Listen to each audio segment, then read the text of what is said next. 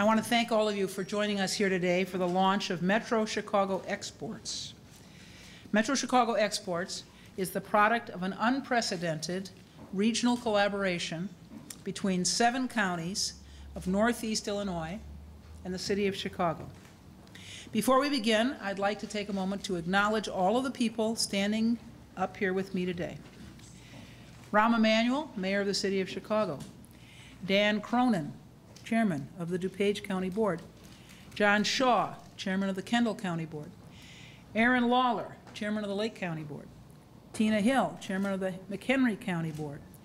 Melissa Bean, former Congresswoman from our state, of course, and Chair of Midwest for JPMorgan Chase. Amy Liu, Co-Director of the Brookings Metropolitan Policy Program. Jim Richter, President of Metroflex. And for Chris Lausen from Kane County, who could not be here with us today, Mark Vanderkoff is representing him. And for Larry Walsh, Cook County Executive Will County, who was unable to attend, Nick Palmer is here from his office representing him. I'd also like to thank Commissioner Jesus Garcia, who has joined us from Cook County, and McHenry County Board Commissioner Mike Scala.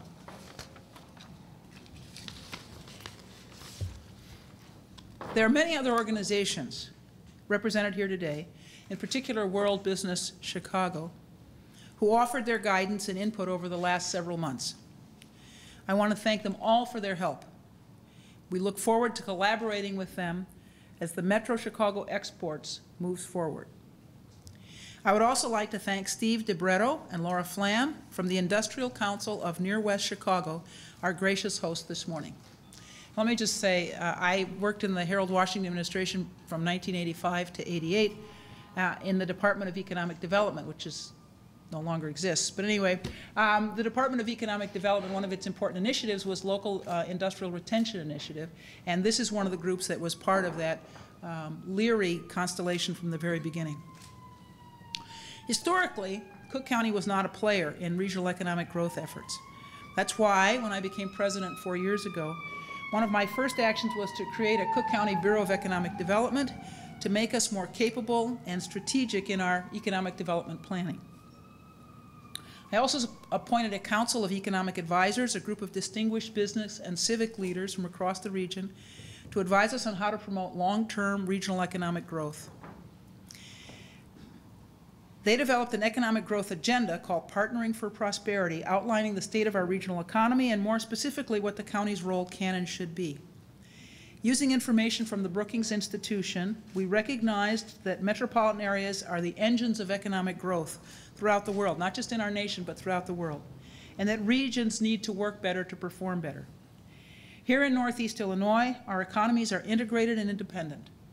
For example, manufacturers that are located in Cook County have employees who live in DuPage, Will, Lake, and so on, and vice versa is also true. We share a workforce, supply chains, and transportation systems. In the past, our local economic development leadership was not always meeting together regularly or working collaboratively. That's why in December of 2013, we convened the first Regional Economic Development Forum here in Chicago that included not just our political leadership for our counties and for the city of Chicago, but also our business leadership and our economic development leadership. That means that we had at the table the leaders of DuPage, Kane, Kendall, Lake, McHenry, Will, Cook County, of course, and the city of Chicago. We had our second regional meeting hosted by DuPage County, thank you Dan Cronin, in July of this year, and our third one is scheduled for Will County, and Larry Walsh will be our host. That'll be in January of 2015. We've already seen some significant successes in our collaboration. Shortly after our initial meeting, more than 40 organizations and municipalities came together to form the Chicago Metro Metal Consortium. This summer, we were designated one of the nation's 12 manufacturing communities and are now eligible for a pool of $1.3 billion in future federal funding. Today, we're here to announce another initiative that was identified as a key goal of the partnership. Metro Chicago Exports is a pilot program to help small and mid-sized firms reach new international markets. This effort has the potential to strengthen our manufacturers and support regional job growth. In today's global marketplace, Companies who export effectively are performing better than those that do not. According to data that was provided by the Brookings Institution's Global Cities Initiatives, while the Chicago region is a leader in many industry sectors, we've lagged in the area of exports. I know Amy Liu from the Brookings Institution will share more of that information with you in a moment.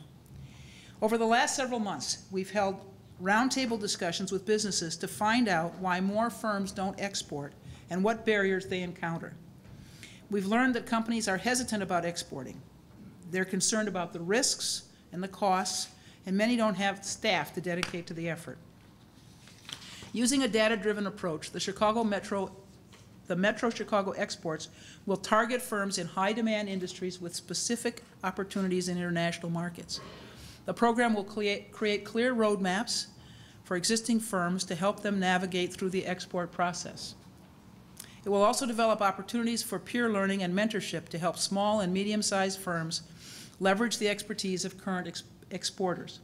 Finally, the program will help reduce the initial cost to businesses to reach new markets through targeted micro-grants for services like translation, packaging, legal assistance, and more. Over the next 6 months, Metro Chicago Exports will focus its efforts on building organizational infrastructure, including hiring a managing director and forming an advisory council, and identifying firms to participate in the pilot program. Offices will be located in the city of Chicago and in DuPage County. The future of our region is brighter because we've begun to approach economic development from a regional perspective.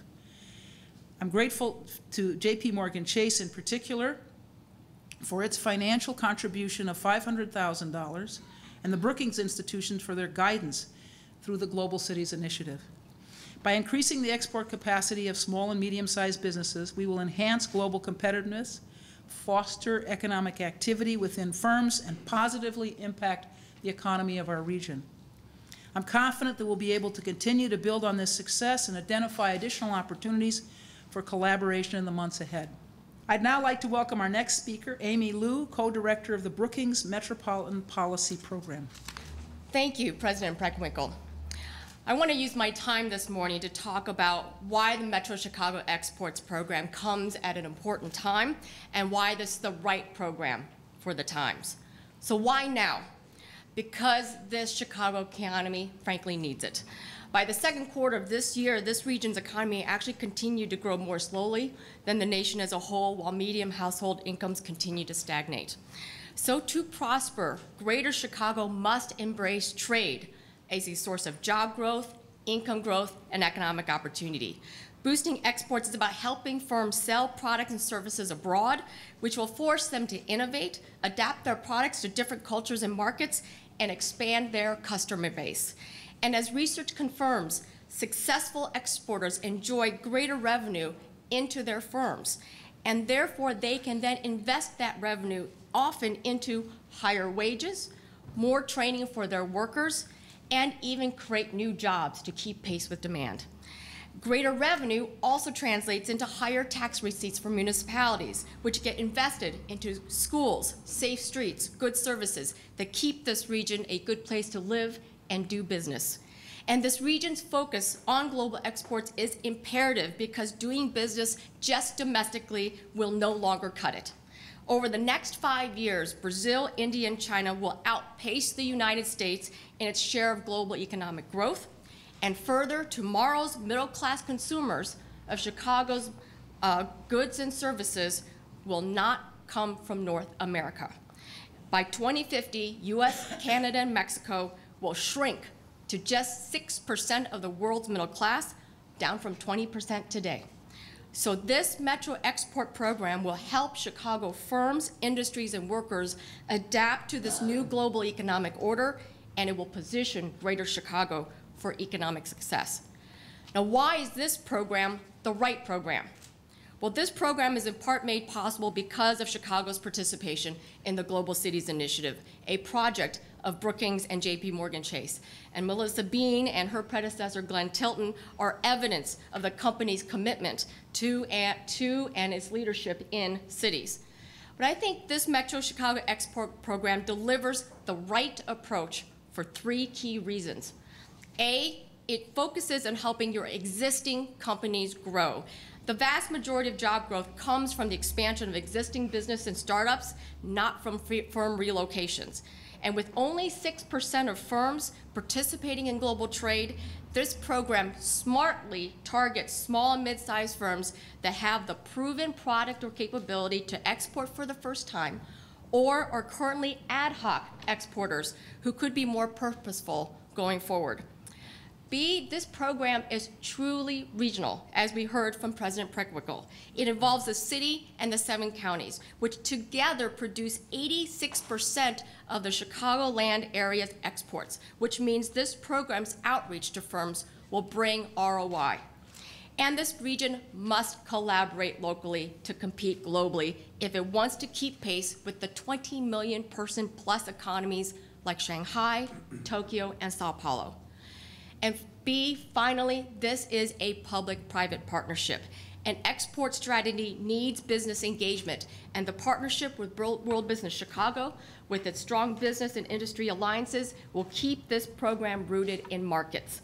And furthermore, the initiatives under the Plan for Economic Growth and Jobs, such as helping launch and scale startups, improving supply chain competitiveness and workforce training, as well as other important economic development programs within the counties, all of these will complement this export program and ensure it will succeed. Now, Jane Jacobs asserted that cities are the wealth producers in the nations because at the core foundation of cities is trade. What's exciting about this program is it brings this program back to the heart of what makes Chicago a premier economic center. Its geographic location as a trading city, its industrious might, and its vast transportation and logistic networks that connects this region to world markets. This is an important program. Congratulations to all the partners, and given the Jewish holidays, Mazel Tov. It is now my pleasure to introduce our partner in the Global Cities Initiative and chairman of the Midwest for JPMorgan Chase, Melissa Bean. I'm happy to be here. As a global firm serving clients in over 100 countries, JPMorgan Chase has a world view. As such, and through our Global Cities Initiative in partnership with Brookings, we appreciate that over 80% of global GDP over the next decade will occur outside of the U.S. So trade is critical. To ensure that our clients can capitalize on these global opportunities, JPMorgan Chase is proud to support the Metro Chicago Exports Initiative with a $500,000 grant. When Chicago and suburban employers and entrepreneurs win in the global marketplace, it's good for the country and it's good for business here. To tell us more about the impact this will have on our collar counties, DuPage County Board Chair Dan Cronin. We welcome this initiative as a truly regional enterprise, no doubt about it. As leaders in the collar counties, we know our small business owners wear many hats. They're chief executive officers, they're the chief financial officer, they manage employees and market their goods and services. While they may not want to move into the international exporting, they may want to move into the international exporting arena, they just don't have the expertise, or maybe, quite frankly, they don't have the time and don't know where to begin. Metro Chicago Exports provides the expertise and opens the door for our collar county businesses. We believe the resulting market opportunities will grow jobs in our communities and create a more vibrant regional economy that benefits all of us. The reality is that we are all interconnected. Residents of DuPage County don't just shop in DuPage. Our businesses serve customers all over the region and the nation. Many are drawn here to the great city of Chicago. As a result, when the city of Chicago thrives, we all thrive together. That's why this initiative is so important. We have the opportunity to pool expertise that's been drawn to this idea and assembled here today. JPMorgan Chase, World Business, the experts from Brookings can help businesses make data-driven decisions. Business owners will be mentored and assisted as they make the leap into global marketing and expansion. DuPage County is proud to host one of the 2 MCE offices. We're eager to make these resources available and accessible to business owners throughout the region. It's a great partnership. It's fair to say that on behalf of all my colleagues who lead Lake, Kane, Kendall, Will, and McHenry counties, we're all thrilled to come together and kick off this exciting new venture. And with that, I'll turn it over to Jim Richter, president of Metroflex. Probably the poster child for the possibilities of this collective effort. We have been manufacturing in the city of Chicago here about a mile away for about 50 years, probably for the last 50 years, until about 3 or 4 years ago, we stumbled along with exports. If you have a website, and all of us companies do, you have an international presence. So things would kind of fall in our lap in a really unorganized way and ad hoc, as you mentioned before. And we had some orders that we successfully were able to package and ship and sell. We also ran into some problems with packaging, the new laws for the wood that's got to be treated, duties, things like that. It was pretty confusing. Through the International or the Industrial Council here, we were able to take advantage of a number of the programs that they offered, but there wasn't any one collectively organized place to go to. Once we started getting into the international business, we made a commitment, and our sales, which were dribble and drabs, have turned into a significant part of our business now. It's about $2 million worth of sales from about 5 years ago, where it was a few $100,000 maybe. It hasn't been an easy trip.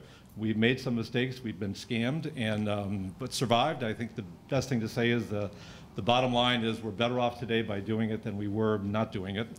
Also, when we went to the international trade shows, which we've been doing lately, we discovered other products that we thought pretty good, so we copied them and offered them, and that's been successful. Yeah. All within the copyright laws, and and so it's been advantageous. Even if you it took a lot of time, as you mentioned. We've got one person who is, I think, traveling to Mexico right now for a trade show down there. You've got to make a commitment to do this for a number of years. If you just show up for one trade show and never again, you're not going to make the relationships or the connections that you need. It's probably you need to do this for about 3 years to get the ball rolling, but it's been very successful. I know a number of we've got about 50 employees, as I mentioned, and I could probably attribute a few of them dedicated solely to the increase in sales that we have with exports. Not to mention the suppliers, some of which are in this building, that supply us with products that go into our products that we manufacture and sell. So it's been a good opportunity for us to do something in a coordinated effort that you guys are doing. I think would be hugely helpful to companies of our size that probably big enough to do something, just don't know where to start, and maybe a little nervous about getting paid, which has been a problem occasionally, but we've resolved that. But again, the bottom line is it's been a big success for us, and we're better off for it. So it's I applaud you guys for putting this together. So my next job is to introduce somebody who I think you guys know better than I. So Mr. Mayor, take it away.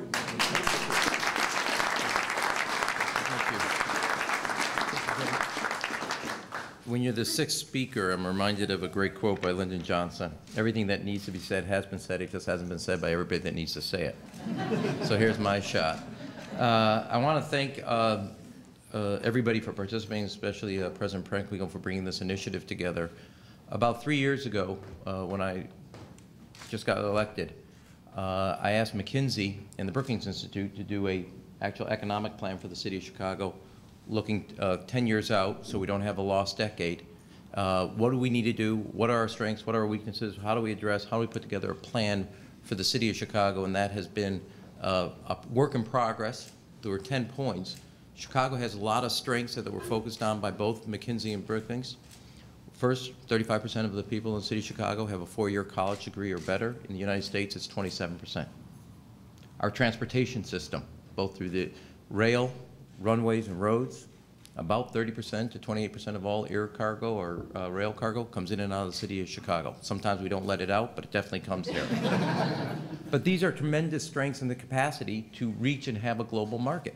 Now, since that time, the city of Chicago has been #1 for new corporate headquarters. Last year, #1 for people moving back in. So companies and people that used to leave, we're leading now the country. We also led the country in foreign direct investment because we had an economic strategy and coordinated. Beyond that, we also had the #1 Little League team. That also comes with being #1. But one of the things that part of that 10-point plan showed was we needed an export strategy as a city, as a region.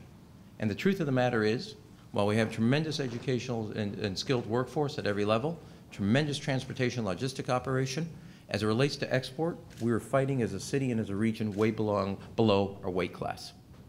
Much more powerful than we were actually fighting. Now, by analogy, Ford Auto Plant you don't have to look that way, I'm just kind of pointing that way. Ford Auto Plant on the south side of the city of Chicago, it's the oldest facility. That plant exports for Ford more places than any other Ford facility in the country. Ford has an export strategy. And that plant does tremendous. They have a third shift now. Like, I think it's 64 countries. But as Jim just noted, for the small, medium-sized companies, whether in the service area or manufacturing, they need the support that Ford can handle on their own. And Ford knows how to handle XM Bank, the law, the accounting, and all the currency differences. For an operation like Jim, and Jim told the story, which too often happens for small and medium-sized businesses, they kind of stumble into it without a strategy. What the President Preckwinkle, all the county board presidents, and the mayor, and the businesses have done together is actually help our small and medium-sized businesses to have a strategy to open up other markets with that growth. If we're going to grow at the level we can, with the potential that we can, we need a strategy so small and medium-sized businesses can participate in that growth. And by way of reference, one other strength we all have. City of Chicago, Mexican-American population, is the 5th largest city in Mexico. Polish-American population, we're the 2nd largest city in Poland outside of Warsaw. So I didn't know this until the other day. In Swedish-American population, we're the 2nd largest city outside of Stockholm. Huge language, cultural strengths upon our educational, transportation capacity. Never been mobilized into a strategy to help us take advantage of all those strengths and open up markets around the world to products made here in the greater Chicago area. And I want to also think the fact is we used to think about this as kind of Chicago versus county, Chicago versus DuPage. Having a coordinated strategy working together will all win, and most importantly, our economic base and job creation will win. And this is an important part of that strategy. And so to both the public and private sector coming together, this is an essential part if we're going to be what we can be and achieve all the great economic growth and job creation, is opening up markets literally around the world to the products made right here in the Chicago greater area. Thank you.